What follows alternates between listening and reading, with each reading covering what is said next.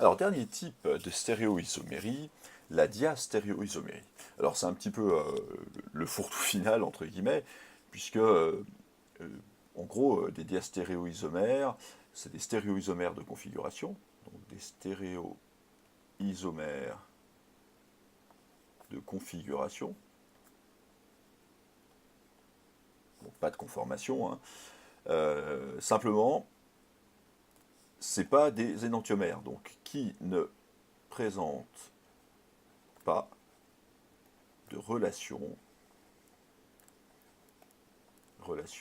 d'énantiomérie. Donc en fait, ça veut dire que c'est des molécules, ce sont deux molécules qui sont non superposables. Oui, c'est pas les mêmes, hein, et qui ne sont pas images l'une de l'autre dans un miroir. Parce que si elles étaient images l'une de l'autre dans un miroir mais non superposables, on serait face à une molécule chirale, enfin des molécules chirales, donc des énantiomères. Là voilà, si c'est pas image l'une de l'autre dans le miroir, c'est soit la même molécule, soit ce sont des diastéréoisomères. Et en particulier, on a vu une diastéréoisomérie ZDE en première.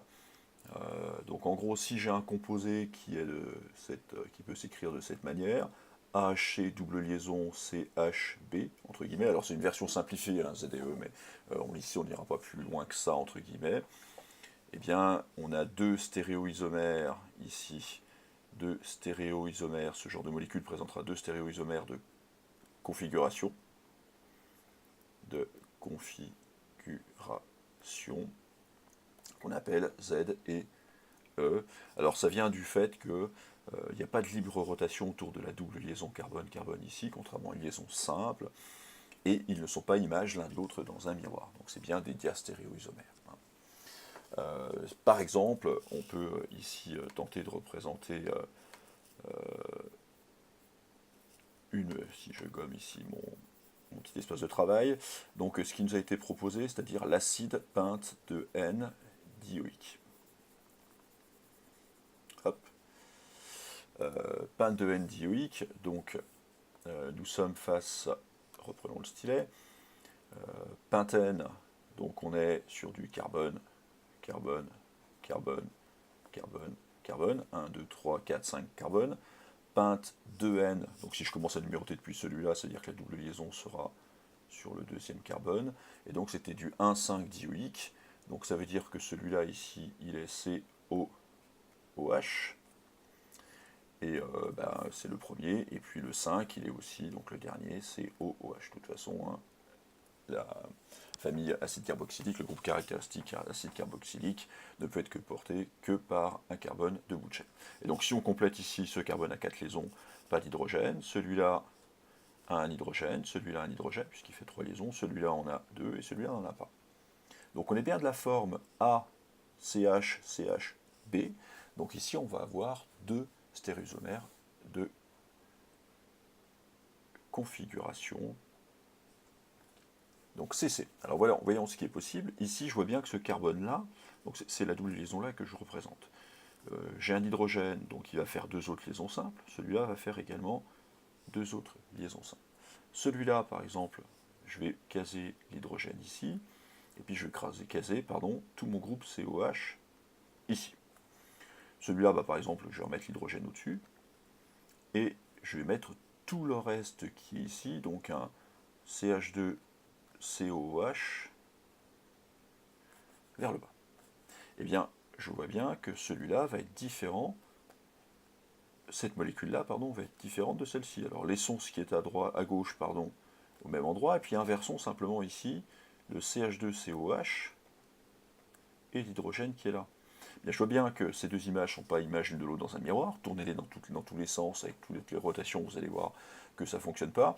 Et je ne peux pas les superposer, hein, parce que si je ramène tout ça ici, je vais bien superposer l'hydrogène avec l'hydrogène, le COH avec le COH, les deux carbones, mais jamais je ne pourrai superposer le CH2COH et l'hydrogène ici.